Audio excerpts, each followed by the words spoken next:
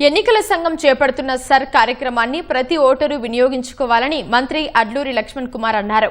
ప్రతి ఓటరు సమయాన్ని కేటాయించి ఎన్యూమరేషన్ ఫారంను సక్రమంగా పూరించాలన్నారు.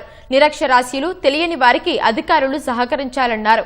ఓటర్ సమగ్ర సవరణ కార్యక్రమాన్ని మంత్రి పరిశీలించారు. అనంతరం పోలీసుల ఆధ్వర్యంలో నిర్వహించిన నిషాముక్త భారత్ కార్యక్రమంలో మంత్రి లక్ష్మణ్ కుమార్ పాల్గొన్నారు.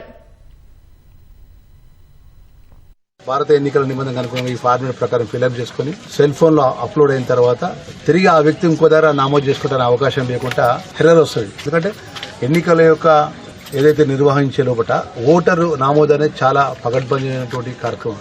తెలంగాణ రాష్ట్రంలో ఉన్న ఓటర్కు సంబంధించిన ప్రతి వార్డులో, ప్రతి గ్రామాల్లో, ప్రతి గూడాల లోపల, మారుమూల ప్రాంతాల లోపల ఈ విధంగా ఓటర్ లిస్టు నమోదు చేసుకోవాలని చెప్పి ఓటరు ఒక దగ్గర నమోదు చేసుకుంటే దానికి ఆధార్ కార్డు అనుసంధానం చేస్తుంది. అనుసంధానం చేయడం వల్ల ఒకసారి మన ఓటర్ ఐడి కార్డు, మన ఆధార్ కార్డు నెంబర్ కొడితే మన హిస్టరీ అంతా వస్తుంది.